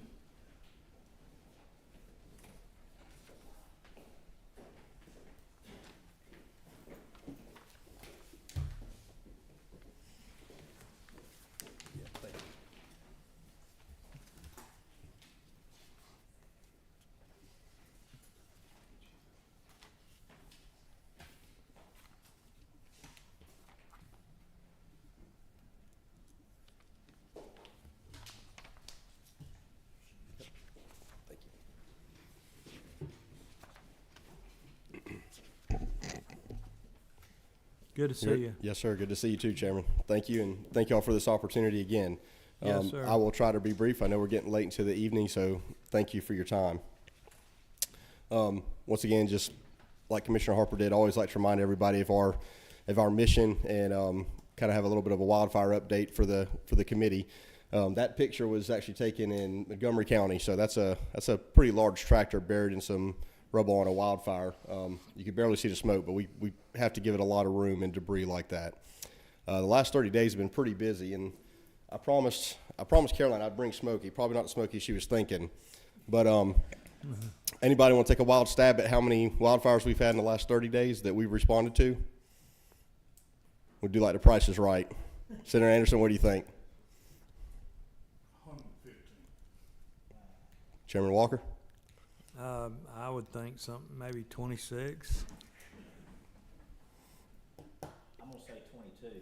Senator Ramon? I see 125. 901 in the last 30 days. Cannot be more proud of our folks. A little over 9,700 acres. March 1st was one of our busiest days in the last 15 years. Our second busiest day in the last 15 years had 133 wildfires. To put it in perspective, everything that surrounds it was 2011. As you know, that was Honey Prairie and Arabia Bay. And so, once again, not being Chicken Little, but trying to pay attention to what's going on and what's around us. So who was the highest number there? I know nobody's close. I think it might have been. There you go. Yes, sir. You guys, just note, it only bobs up and down. Yes, he can't shake his head no, but it's a. All right. I'll move on and get to it. Thank y'all for indulging me there for a little bit. I'm going to start in the capital budget, everything that's in capital, everything that's under the governor's budget. The first equipment, $1.41 million. That is, sorry, give me a second. Get my eyes to focus. 380.80. I believe it's page 6 of 10 in the capital. That goes towards things like trailers, light duty trucks, everything else. Just to kind of put that in perspective, the 10.9 we received in the amended budget for tractors, that's roughly going to get us, well, not roughly, it's going to get us 28 large tractors. 450,000. This will have to be to purchase 9 heavier trailers to pull some of those tractors, and the rest will go towards, engines and other firefighting type equipment. Facility improvements 1.78, and that is 380.79 in capital. And really just kind of want to highlight that we do as much of the work as we can ourselves. We really try to be very fiscally responsible. Obviously, some things we have to contract out, but if we can do it, we have a lot of very skilled people. So when we find that downtime, which I'm not sure when that has been lately, but like I said, we do a lot of projects ourselves. The picture in the middle and the picture on the so completely gutting and renovating an office and rebuilding it, even to the point we build the cabinets ourselves. and then 814,000, 380.81, and that's to finish construction at Long Liberty at a combined unit. I'm gonna move to some of the things that the House added, and going back to the regular budget, 175.3, that's 641,000. Those are pass-through funds for, I just lost the county, sorry. What were the pass-through funds, which county? McIntosh, thank you. Pass-through funds for McIntosh County. That's just the amount of public lands in the county and a calculation that OPB does. Happy to get you more information if you want something on that, but that's about the extent of my knowledge is that one. 176.2, the Georgia Grown Wood Program, Commissioner Harper alluded to, that 200,000. That is a partnership with us, industry, Department of Agriculture, and that's to promote Georgia Grown Wood. And they owned a trademark, so in full support of those funds shifting over to the Department of Ag. The last one, the House added 177.2, increased funds to aid in preventing and combating wildfire, 1.6 million. Just to put that in perspective of kind of where we are and how much that drains our budget, that busiest day that I started out talking about, 133 wildfires that Saturday, that was March 1st. So that Friday, Saturday, and Sunday, we spent $100,000 in fuel fighting wildfires. That doesn't count equipment breakage or anything else, and so it's just really starting to stretch our budget, and that's really, that would be extremely helpful, especially as we fight fire and that hurricane impact. Unfortunately, you go through a lot of wind chills and a lot of breakage and a lot of stuff in those type conditions. So certainly appreciate the House adding that, and would ask for your support in that one also. And I will end right there and happy to take any questions. So the increase in wildfires is due partially to the Hurricane Helene and all the down fuel, the fuel that's there, but then it was also real dry, I guess, and windy. Correct. We have seen some fire weather days, as we call it, is the increase is certainly surrounding that impact area, but even northwest Georgia this past week, before those rains pushed through, we were having quite a lot of fires off of Lookout Mountain. Unfortunately, humans are the #1 cause of wildfires. Somebody burning leaves in their backyard on a, it seems like a beautiful day, but really it's an unstable atmosphere with the low humidities and high wind speeds. And unfortunately, we've had a few days where the wind speeds are higher than the humidities, and it may feel great outside, but it's also a day for wildfires to just really get away from you. I don't think I mentioned the largest fire we had in that time frame was actually in Twiggs County, believe it or not, out of all places. Usually we don't see too large wildfires here, but 575 acres in Twiggs County. So that kind of tells you what the conditions were like. And I mean, the response has been outstanding. I mean, our average fire size through that 30 days was 10 acres. So just great response, but unfortunately people just don't really understand, when it's nice outside like that, it's also causes a lot of issues as far as wildfires. What's the cutoff for prescribed burning? We do not issue when we have red flag warnings. So there was a couple days in there we did not issue, but unfortunately you still have people burning yard trash in their backyards that just don't pay attention to the news. I mean, we work with all our media outlets and everything else. Under state law, for the governor to issue a burn ban, that may be something we want to visit in the future, but it actually stops all movement into wood, period. Our burn ban is really aggressive. So in other words, loggers couldn't even go in there and harvest trees if we issued a statewide burn ban. It's a really aggressive burn ban. So that's not an approach we take very lightly. That causes some real serious conditions. So we try to work with our media outlets. We shut down our authorizations when we can, but to issue a burn ban like our adjacent states did, we got to be in a pretty dire situation to pull that trigger. Right. Any questions for the director? Yes, sir. You said, I heard when you were talking earlier, and I saw the capital, the $1.4 million, but then you said something about 28 bulldozers. That was that was what we got in the amended, the 10.9. I was fixing to say, before you leave from here today, I wanted to get the number where you buying your bulldozers. Yes, sir. All right. Thank you, Director. Thank you. I think we have Mr. Billy Hughes with Department of Education, Ag Education.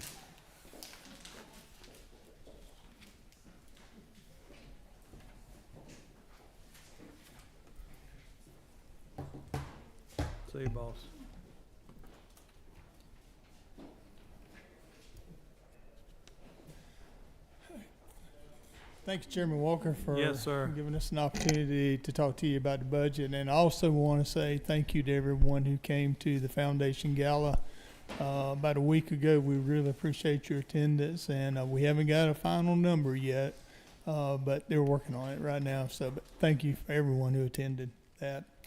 The budget for agricultural education, I believe, begins on page 8. And I'm going to start with 142.1 here. The governor included in the budget 81,000.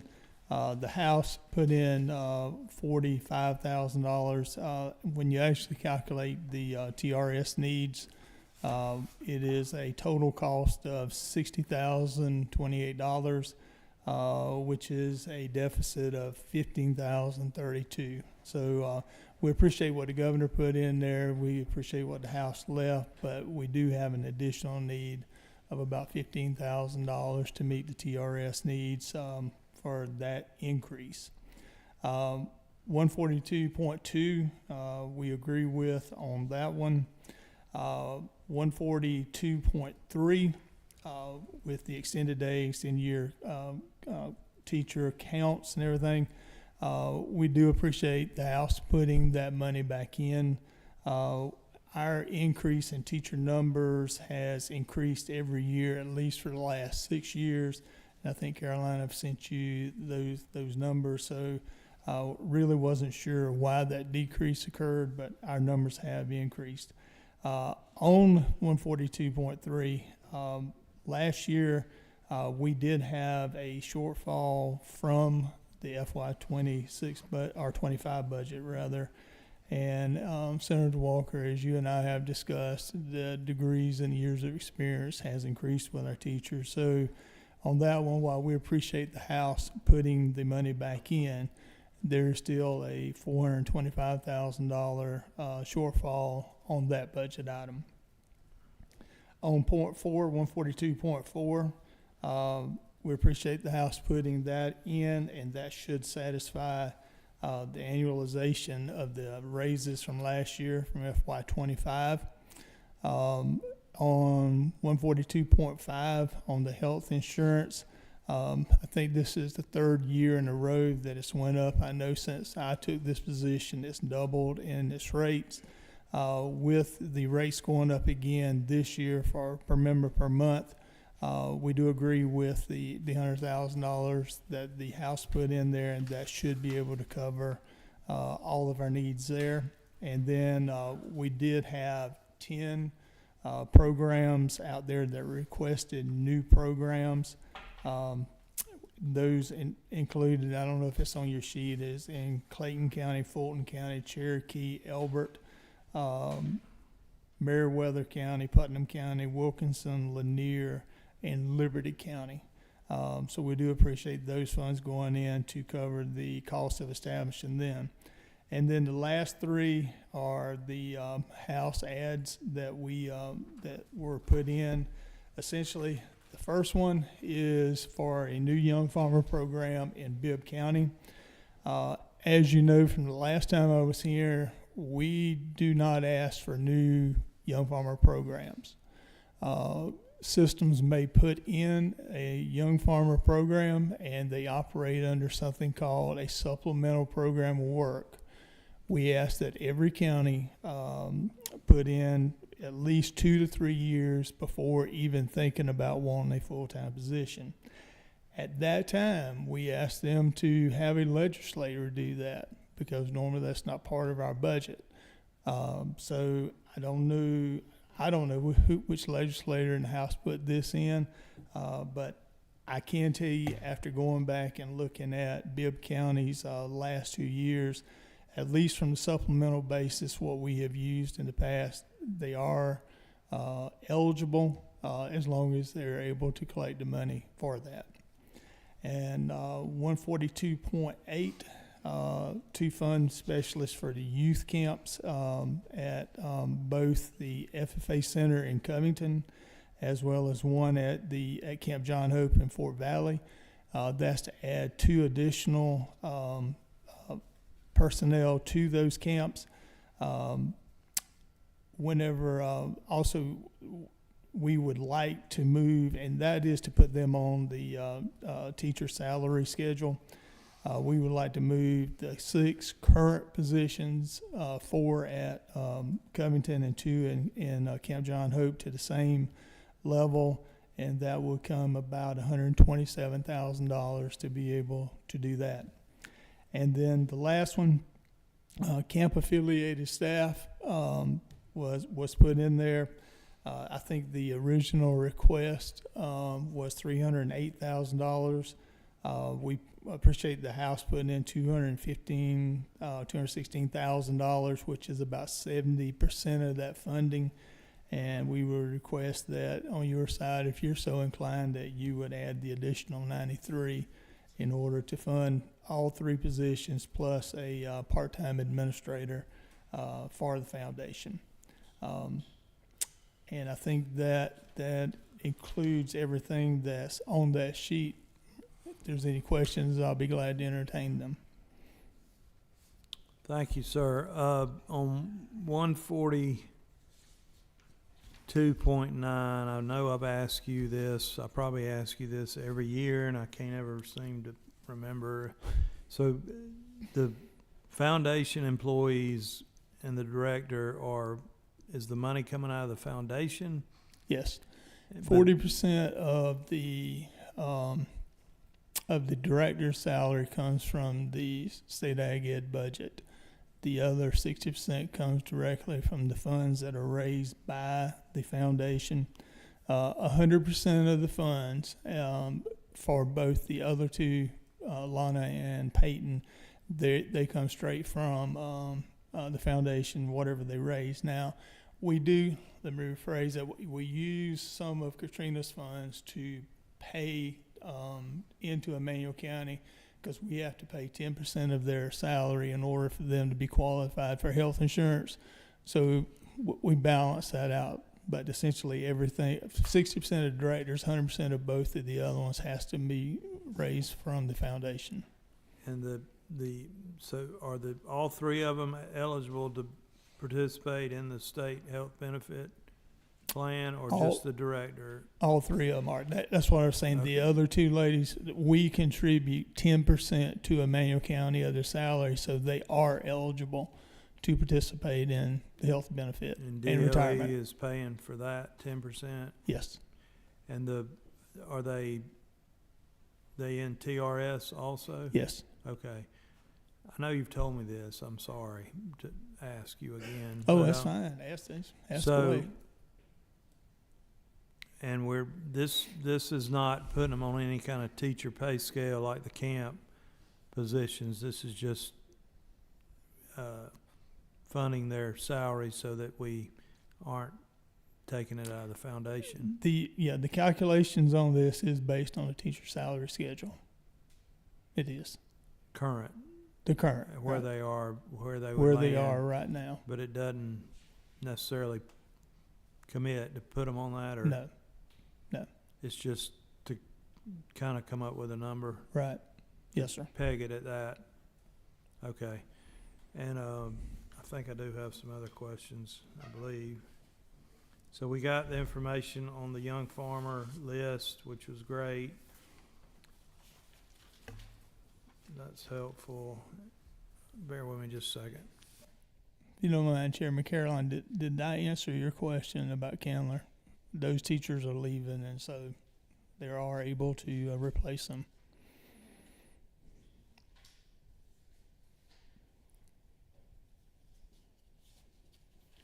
Okay, I found it. So year after year, we have this TRS issue, shortfall in the budget for the extended day and extended year. It seems like to me, ever since I've been dealing with it. But we don't have that same thing with the vocational teachers. Do you have any idea why ag ed is treated different than our vocational? Well, I can tell you based on historical knowledge, and again, the purveyor of this historical knowledge would be Senator Wilkinson. He was around at the time. We don't have time for Back all in that. in 1996, there was a program of work developed for ag teachers. Again, I was probably in my 6th year. That program of work was approved by the Ag Ed Legislative Committee that you chair now on the Senate side, and based upon meeting those qualifications in that program of work, this made teachers eligible for extended extended year increases based on degrees, years of experience to TRS, extended day, extended year, whatever. To my knowledge, up until about 5, 6, maybe 10 years ago, I don't know, the other CTE groups did not have a program of work. They did not have anything that was looked at that justified that giving. So I don't know if that's the reason. Plus, whenever you look at, I would venture to say that most of the other areas that you're referring to, they're not as passionate about continuing that SAE, that after-school activity, as well as the FFA component. Our model says that our teachers will work in the classroom, our teachers will conduct SAE projects with their students, and they will do FFA. And that's a pretty strong model that we've used for 108 years that nobody else really wants to buckle down and do the same thing, in my opinion. I may be wrong on the other ones because, I'm not over there with them, but I think I'm correct in what I'm saying there. Yes, sir. 142.5 is the adjustment for the state health benefit plan increase, and we just wanted to know how many. We'd like a number of how many people or how many employees is this impacting, because it's a per member per month rate. So somebody must have a number somewhere to come up with that. Carolyn, We just want to be sure we tie Right. into the right number there. whenever on And the you information. can get that to me later if you want to. Oh, or okay, I get. If you have it, that's fine too. But Yeah, on that number, what we used was numbers that I'd sent to Caroline earlier. Those are based on 57 young farmer teachers, 21 area teachers, and right now and 6 camp employees. okay. So 57 young farmer teachers, 21 area teachers, and 6 camp employees.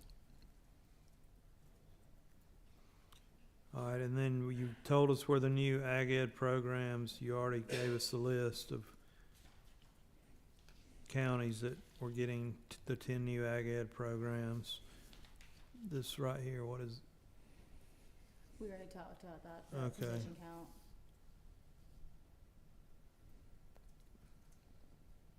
okay. I think that's it.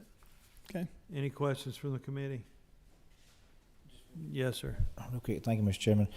How many employees was it total that you listed a while ago a minute ago for that line item for the increase in state health? I'm just curious to see how much that is per employee.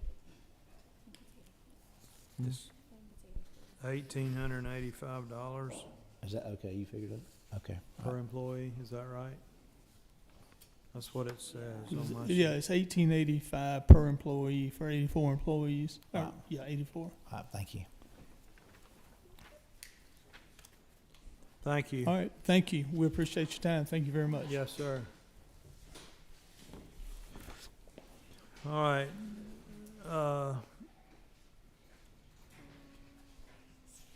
Okay. Now, I think it's Dean Place next, right? Mm-hmm. For both of those. Mm-hmm.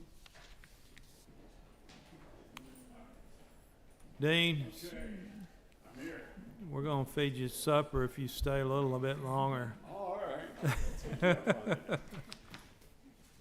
you all for sticking around. Appreciate it. I have a presentation. It's a great presentation too. So. Short.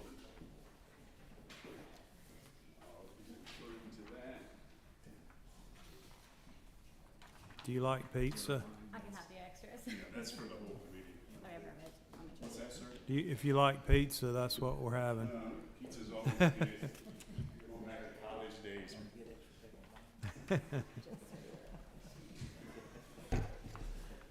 All right, well, thank you for this opportunity to be here with you this afternoon, and thank you for sticking around to the bitter end.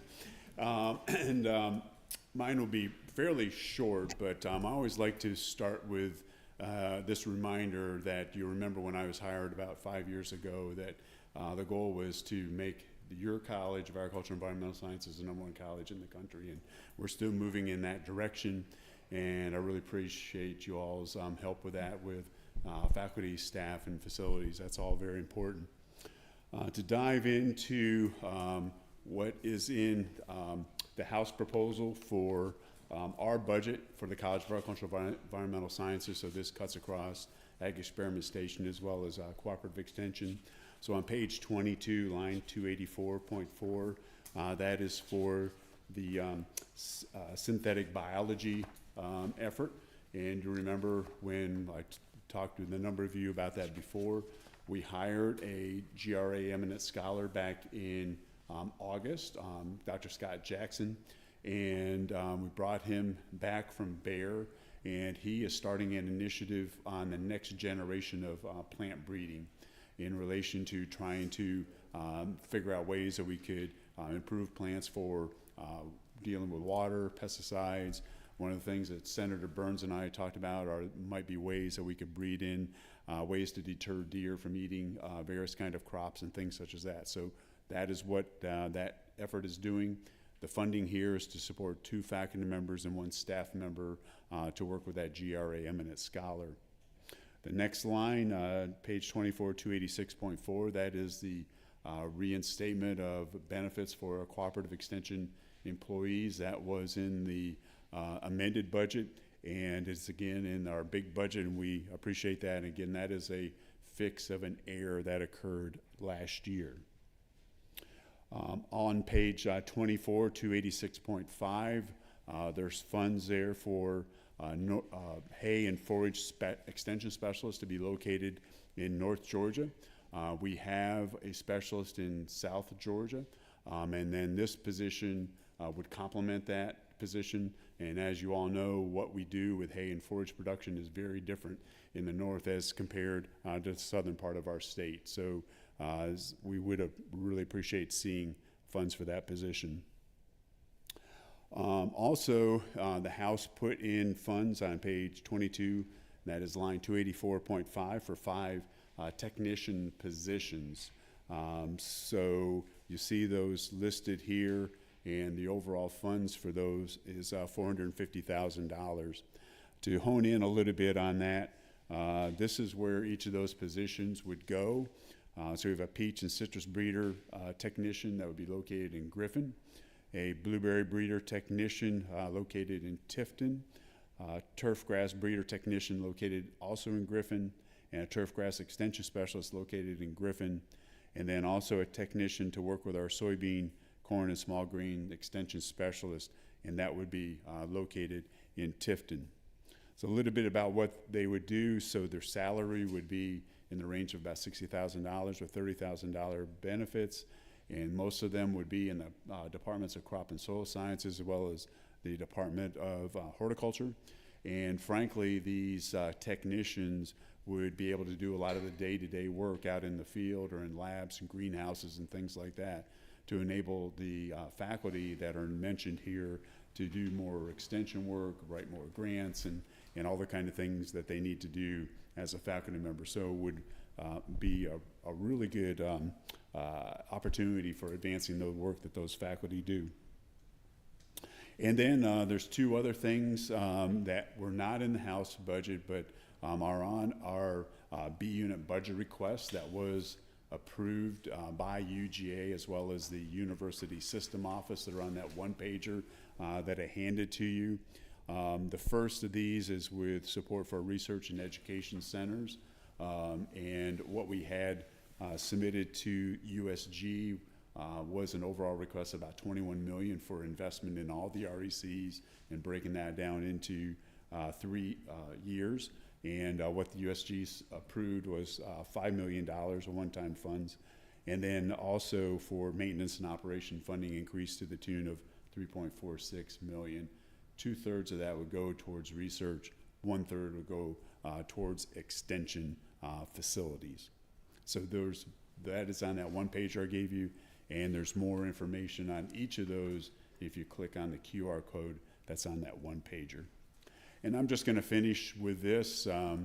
We had recently had an economic impact study conducted, and I'm happy to report that our college had an overall economic impact of $899.3 million, so just a little shy of $900 million. And that's a breakdown of that by teaching, research, and extension. And I would point out that this is also part of really ensuring that our college is recognized as that #1 college, particularly having economic impact all across the state for producers and families and others that we serve. So with that, I will finish there and be happy to address any questions that you might have. Thank you, Dean. You're welcome. All right, so on 284.5, I think you showed a slide. This was for the breeder technicians. 60,000 in salary and 30,000 in benefits. That's So right, yes. 90,000 each, so I guess there's 5 of them. Correct, yes. Okay. That's right. All right, good. On the, you provided us some information, or your office did, on the extension agents. We were told you have 334 extension agents in the base budget, and 39 of those, 29 open positions. That's right. Is that sort of typical? I mean, with that kind of turnover, or are you having trouble finding them? And Yeah, and so where's it's- the money for the what we- 29 positions? Yeah, so what we typically see is about a 10% turnover. And so that is usually about how many positions we have open, somewhere between 20, 25, maybe 30 at a time. And, you know, it takes a while to refill those positions. We match our federal and state funds with county funds, so sometimes it can take a while to get the county funds around and things like that. So that's pretty typical. Okay, and the hay and forage specialist, I can't remember what line item that was that the House added. I think it's 286.5. Let's see, 286.5, yes. I Yes, sir. certainly think that's something we need to fill. I guess my question was, I had heard that this was a position that we previously had, and the man that was doing it retired. Correct. So where did that position go? I mean, do you know the history as to why that wasn't? Yeah, so when he maintained and- retired, that was also when we were facing a number of budget cuts to the college. And so we were not able to refill that position because of that. So the funding was cut? Correct. Okay. Yes.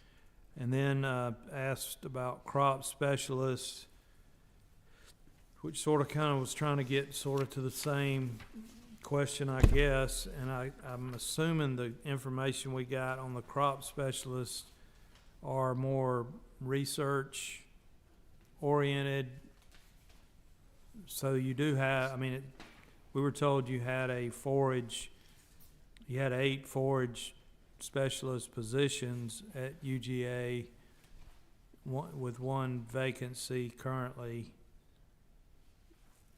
Right. And that's in that information we sent to you, Caroline? Yes. So what is Right. the difference between that and the position Let's see, so. I think the answer is probably these are people that are maybe on campus or at research centers doing research and not actually in the Correct. extension. So some of them might be doing forage breeding and other kinds of activities related to that. I'd have to get back to you specifically, and I can do that, Caroline, and follow up with you Because on that. do they, you all don't have this, do you? So we have a blueberry, we have 5 blueberry Faculty. crop specialists. We have 9 citrus and peach crop specialists, which I'm assuming the technicians that would support these positions, is that right? Or Correct, right. Mm-hmm. 13 in cotton, Right. So you can consider that really our cotton team.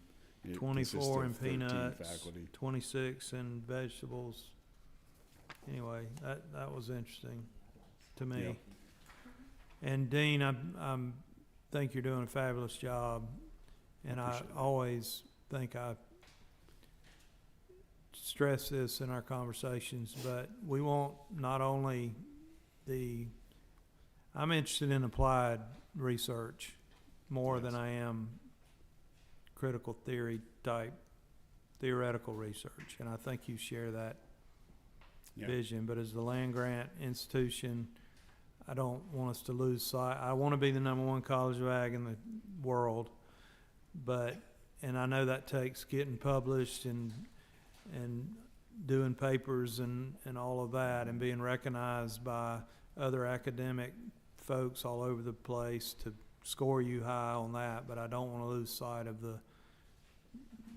I think the more core mission for UGA, which is applied research that can benefit Georgia farmers and keep us competitive and viable and surviving. I mean, the work you all have done with peanuts is amazing, and we wouldn't have the peanut farmer economy that we have without the increase in yields and the varieties and that's what excites me about your work.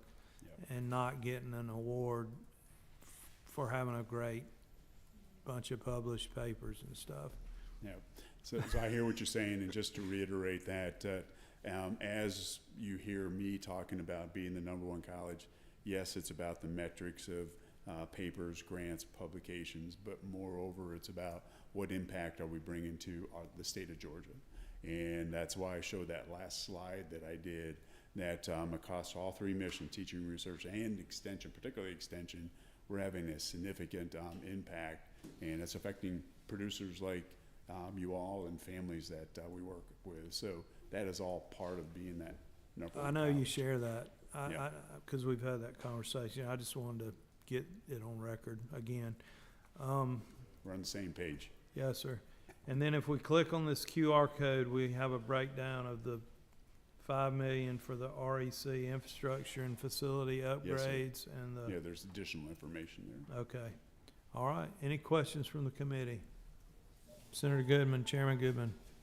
Dave, thank you for being here, and thank you for everything that you do.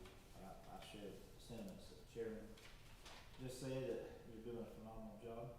There's one thing I want to put on your radar, and I want to brag on somebody that is under your, whatever you want to call it, but Stanley Culpepper has been a Yeah. tremendous help to us lately. And one of the things that Stanley and I have been talking about is how much there is a lack of understanding amongst the general public of what it takes for the Georgia farmer and the American farmer to be able to feed the country. And I know just yesterday, Dr. Culpepper had a Zoom call with a member of the legislature, about 30 minutes, who had a town hall explaining an issue that we've been dealing with here lately. And I think going forward, we may have to look at trying to figure out how we can utilize your college, our college, to try to inform the public, because it has been amazing to me. You know, I've grown up on a farm all my life, but how much of a lack of understanding that there is. And I think that's something, Mr. Chairman, that we may need to look at in the future, honestly, because there's so much, with only 2% of the people farming today, there's so much of the public that doesn't know where their food comes from or how it's produced. And so I hope maybe going forward we can talk about that. Appreciate that. He's one of our exceptional extension specialists for sure. So thank you. Chairman Burns. Thank you, Mr. Chairman. First, I apologize to the committee for having to be away for so long, because this is the most important work that we do as a Senate, and I'm grateful to have the privilege. I want to thank the Dean for his efforts. We have an outstanding College of Ag, and we have outstanding leadership in the College of Ag, and I appreciate your focus on applied research, and I appreciate your focus on extension. When I go home, they're the first resource that my farmers rely on to protect a crop or produce a crop or prevent enormous damage. So I cannot overstate how important extension is to Georgia, and I want to thank you for your efforts in that behalf. Thank you. I appreciate your consistent support of extension. That means a lot, Senator Burns. Any other questions? All right, thank you, Dean. Appreciate it. Okay, and when's the pizza come? 6:15. Good. Anything else to come before the committee? We start the morning at 6 a.m. if you like. Right back in this same room. All right, good deal. We're going to talk public safety. All right, good deal. I'll head back to Athens and do my day job. How about? Thank you all. Thank you for your patience, and we stand adjourned.